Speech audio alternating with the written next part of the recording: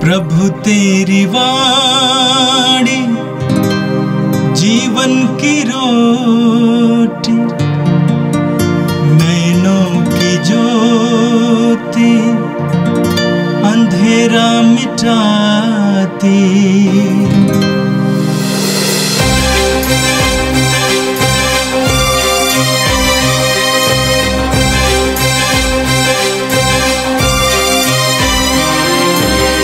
प्रभु तेरी वाणी जीवन की रोटी, नैनों की ज्योति अंधेरा मिटाती। प्रभु तेरी वाणी जीवन की रोटी, नैनों की ज्योति अंधेरा मिटाती। वाणी वाणी वाणी वाणी वाणी पवित्र है, शाश्वत है, जीवन का मन्ना है। 24 अक्टूबर शुक्रवार। रोमियों के नाम संत पौलुस का पत्र, अध्याय 7, वचन संख्याएं 18 से 25 तक। मैं जानता हूँ कि मुझ में अर्थात मेरे दैहिक स्वभाव में थोड़ी भी भलाई का वास नहीं, क्योंकि भलाई करने की इच्छा तो मुझ में विद्यमान है, किंतु उसे क्रियान्वित करने की शक्ति नहीं। मैं जो भलाई चाहता हूँ वह नहीं कर पाता, बल्कि मैं जो बुराई नहीं चाहता वही कर डालता हूँ। यदि मैं वही करता हूँ जिसे मैं नहीं चाहता, तो करता मैं नहीं हूँ, बल्कि करता है मुझ में निवास करने वाला पाप। इस प्रकार मेरा अनुभव यह है कि जब मैं भलाई की इच्छा करता हूँ तो बुराई ही कर पाता हूँ। मेरा अंतरतम ईश्वर के नियम पर मुग्ध है, किंतु मैं अपने शरीर में एक ही अन्य नियम का अनुभव करता हूँ, जो मेरे आध्यात्मिक स्वभाव से संघर्ष करता है और मुझे पाप के उस नियम के अधीन करता है जो मेरे शरीर में विद्यमान है। मैं कितना अभागा मनुष्य हूँ! इस मृत्यु के अधीन रहने वाले शरीर से मुझे कौन मुक्त करेगा? ईश्वर ही ईश्वर को धन्यवाद। यह प्रभु की वाणी है। संत लूकस के अनुसार पवित्र सुसमाचार अध्याय 12 वाक्य 54 से 59 तक। ईसा ने लोगों से कहा,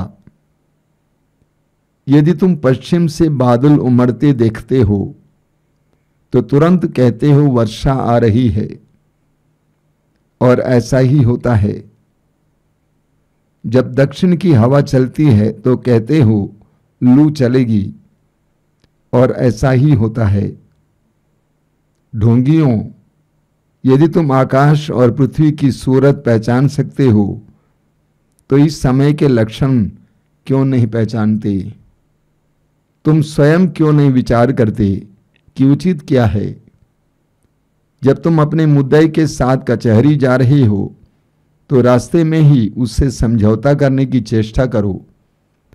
कहीं ऐसा ना हो कि वह तुम्हें न्यायकर्ता के पास खींच ले जाए और न्यायकर्ता तुम्हें प्यादे के हवाले कर दे और प्यादा तुम्हें बंदी गृह में डाल दे। मैं तुमसे कहता हूं, जब तक कौड़ी कौड़ी न चुका दोगे तब तक वहां से नहीं निकल पाओगे। ये प्रभु का दिव्य सुसमाचार है। क्रिस्त प्रभु की जय। मेरे प्रिय भाई और बहनों, आज का पहला पाठ रोमियों के नाम संत पौलुस के पत्र से लिया गया था, अध्याय 7 से। इस संसार में बहुत सारे लोग अपने जीवन में संघर्ष करते हैं, विभिन्न प्रकार की बुराइयों से लड़ते रहते हैं। वे उन सारी बुराइयों से बाहर निकलना तो चाहते हैं, लेकिन निकल नहीं पाते हैं। कोई वासना से लड़ते रहता है, कोई गंदे रिश्ते से लड़ते रहता है, कोई अश्लीलता से लड़ते रहता है, कोई चोरी करने की बुरी आदत से लड़ते रहता है, कोई नशे से लड़ते रहता है। इस संसार में कोई भी मनुष्य जानबूझकर बुरा होना नहीं चाहता है। सभी अच्छा रहना चाहते हैं, लेकिन सबकी अपनी मजबूरी है। वे अपने में कमजोर हैं, वे लड़ते रहते, संघर्ष करते रहते हैं। मैं कई ऐसे लोगों को देखा हूं जो अपने जीवन में बुराई से बाहर निकलना चाहते हैं, लेकिन निकल नहीं पाते हैं। ऐसा क्यों है? इसका जवाब आज संत पौलुस हमें अपने ही उदाहरण के द्वारा बताते हैं। पौलुस कहते हैं, मैं जो भलाई चाहता हूं वह नहीं कर पाता, बल्कि मैं जो बुराई नहीं चाहता वही कर डालता हूं। किंतु यदि मैं वही करता हूं जिसे मैं नहीं चाहता, तो करता मैं नहीं हूं, बल्कि करता है मुझ में निवास करने वाला पाप। मनुष्य के अंदर एक द्वंद्व चलते रहता है, युद्ध चलते रहता है। शैतान बुराई या पाप और पुण्य और प्रभु या आत्मा, इन दोनों के बीच। संत पौलुस एफेसियों के पत्र के अध्याय 6 वाक्य 12 में कहते हैं कि हमें आकाश की दुष्ट आत्माओं से लड़ना पड़ता है, संघर्ष करना पड़ता है। संत पौलुस इतने महान संत हैं जिन्होंने अपने आप को प्रभु के सुसमाचार के लिए समर्पित किया था। प्रभु के लिए इतनी यातनाएं सही। ऐसा व्यक्ति कह रहा है कि मेरे जीवन में मुझे अपने में द्वंद्व देखने को मिलता है, युद्ध देखने को मिलता है। मैं जो करना चाहता हूं वो कर नहीं पाता हूं, और जो करना नहीं चाहता हूं वही करता हूं। आगे पौलुस कहते हैं, इस प्रकार मेरा अनुभव यह है कि जब मैं भलाई की इच्छा करता हूं तो बुराई ही कर पाता हूं। मेरा अंतरतम ईश्वर के नियम पर मुग्ध है।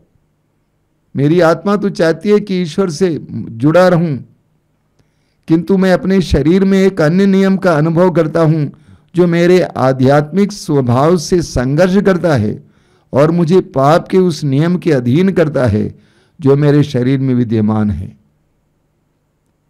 कई लोगों के लिए शरीर एक बोझ बना हुआ है। शरीर एक बोझ बना हुआ है। शरीर की प्रवृत्तियां, शरीर की आदतें, शरीर का झुकाव, शरीर का रोग, ये सब कई लोगों के लिए एक बोझ बना हुआ है। आगे देखिए पौलुस क्या कहते हैं, मैं कितना अभागा मनुष्य हूं। इस मृत्यु के अधीन रहने वाले शरीर से मुझे कौन मुक्त करेगा? शरीर मृत्यु के अधीन है। प्रभु यीशु ने स्वयं कहा यूहन्ना अध्याय 6 वाक्य 63 में, मांस व्यर्थ है। मार्कुस अध्याय 14 वाक्य 38 में, शरीर दुर्बल है। मांस व्यर्थ है, शरीर दुर्बल है, नश्वर है, इससे कौन मुझे मुक्त करेगा? अगला वचन पौलुस कहते हैं, ईश्वर ही, हमारे प्रभु ईसा मसीह के द्वारा ईश्वर को धन्यवाद। पौलुस कहते हैं कि मैं अपने शरीर में और अपने में एक बहुत बड़ा युद्ध महसूस करता हूं। मुझे बुराइयों से लड़ना पड़ता है और कभी कभी मैं बुराइयों के अधीन भी हो जाता हूं। लेकिन जब से मैं प्रभु यीशु के अधीन हो गया हूं, यीशु ने इस मरणशील शरीर, इस पापमय शरीर पर मुझे अधिकार दे दिया है, मुझे जीत दे दी है। कई लोग इस सत्य को समझते नहीं हैं। यीशु हमें मुक्ति का मार्ग नहीं बताते हैं, बताते जरूर हैं, लेकिन उससे बढ़कर यीशु हमें मुक्ति देते हैं, आजाद करते हैं। इसीलिए प्रभु यीशु का मुक्ति दाता कहते हैं। यीशु हमें मुक्ति देते हैं। पौलुस कहते हैं, मेरे शरीर में, मेरे अंदर युद्ध चल रहा है, लेकिन इस युद्ध में प्रभु यीशु के द्वारा मुझे जीत मिलती है।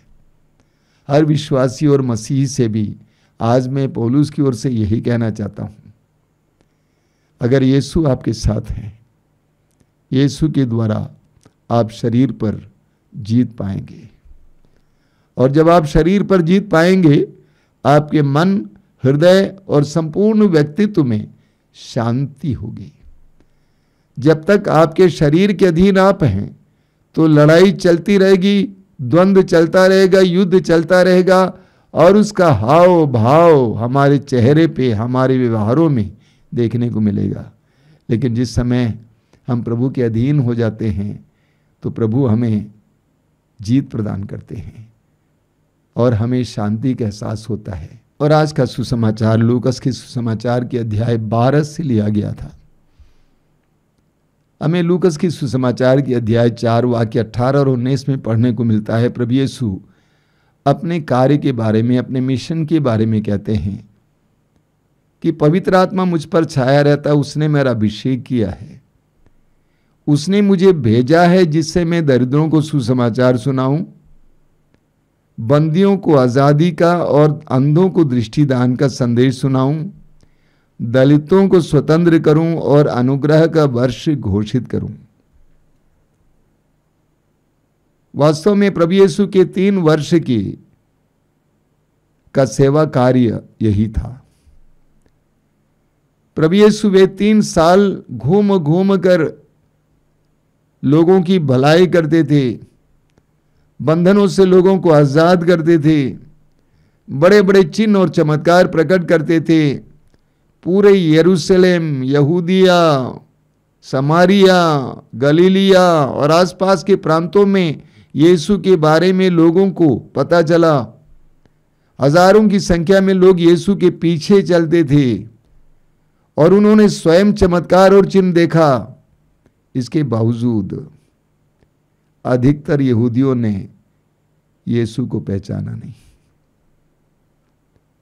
यीशु को पहचाना नहीं, यीशु में कार्यरत पवित्र आत्मा की क्रियाशीलता को पहचाना नहीं, ये स्वीकार नहीं कर पाए, अंगीकार नहीं कर पाए कि ईश्वर की ओर से यीशु आए हैं। इसीलिए बड़े दुख के साथ प्रभु कहते हैं, यदि तुम पश्चिम से बादल उमड़ते देखते हो तो तुरंत कहते हो वर्षा आ रही है। और ऐसा ही होता है, जब दक्षिण की हवा चलती है तो कहते हो लू चलेगी, और ऐसा ही होता है। ढोंगियों, यदि तुम आकाश और पृथ्वी की सूरत पहचान सकते हो तो इस समय के लक्षण क्यों नहीं पहचानते। लोग प्रकृति को पहचान लेते हैं, कब वर्षा आएगी, कब लू चलेगी, ये लोग समझ जाते हैं। प्रभु कहते हैं तुम इस अनुग्रह के समय को क्यों नहीं पहचानते। मेरे कार्यों को देखकर, मेरे वचनों को सुनकर तुम क्यों नहीं पहचानते कि ये अनुग्रह का समय है। दूसरी शिक्षा आज के सुसमाचार में प्रभु यीशु देते हैं आपसी मेल मिलाप और समझौते के बारे में। प्रभु कहते हैं जब तुम अपने मुद्दे के साथ कचहरी जा रहे हो तो रास्ते में ही उससे समझौता कर लो, करने की चेष्टा करो। कहीं ऐसा न हो कि वह तुम्हें न्यायकर्ता के पास खींच ले जाए और न्यायकर्ता तुम्हें प्यादे के हवाले कर दे और प्यादा तुम्हें बंदी गृह में डाल दें। मैं तुमसे कहता हूं जब तक कौड़ी कौड़ी ना चुका दोगे तब तक वहां से नहीं निकल पाओगे। प्रभु यीशु कहते हैं कि विश्वासियों के बीच में तालमेल की कमी आती है, कोई संकट आता है, आपसी झगड़ा होता है तो उसको लेकर कचहरी नहीं जाना चाहिए, बल्कि आपस में बैठकर बातचीत करनी चाहिए, समझौता करना चाहिए, एक दूसरे से बात करके उन सारी बातों को हटाना चाहिए, ना कि हम कचहरी जाएं। आज विशेष करके इस उत्तर भारत में मुझे मालूम है हजारों की संख्या में लोग कचहरी में पैसा देते हैं। वर्षों से मुकदमा चल रहा है, हजारों रुपए मुकदमे में खर्च किए। अगर आपसी समझ होती, आजकल यहां तक कि न्यायकर्ता भी बताते हैं, न्यायाधीश भी बताते हैं, जजेस भी बताते हैं, बैठकर आपस में समझौता कर लो। क्यों कचहरी आते हो? प्रभु यीशु कहते हैं कचहरी नहीं जाना चाहिए हमें विश्वासियों को आपस में समझौता करना है, बातचीत के द्वारा, एक दूसरे के प्रति प्रेम के द्वारा, लेन देन के द्वारा, कभी सहन के द्वारा, क्षमा के द्वारा, आदान प्रदान के द्वारा, उदारता के द्वारा हम अपनी समस्याओं का समाधान ढूंढें। आइए हम प्रार्थना करें। प्रभु यीशु धन्यवाद देते हैं तेरे पवित्र वचनों के लिए। पवित्र ग्रंथ का एक एक वचन हमें प्रकाश देता है, हमें ज्ञान देता है अपने बारे में, ईश्वर के बारे में और संसार के बारे में, व्यवहारिक जीवन के बारे में। प्रभु धन्यवाद देते हैं कि एक बात के लिए हम तुझसे प्रार्थना करते हैं, तेरे पवित्र वचनों के अनुसार जीवन जीने के लिए हमें कृपा दीजिए, तेरे वचनों का पालन करने के लिए हमें कृपा दीजिए। संसार की बुद्धिमत्ता से बढ़कर तेरी प्रज्ञा पर विश्वास करने के लिए हमें कृपा दीजिए। हे प्रभु यीशु, इन वचनों को सुनने वाले मेरे भाई बहनों को आशीर्वाद दीजिए।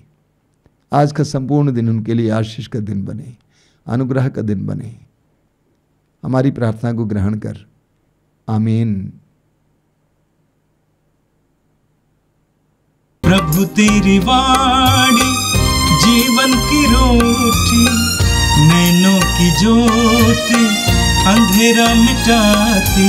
वाणी वाणी वाणी वाणी वाणी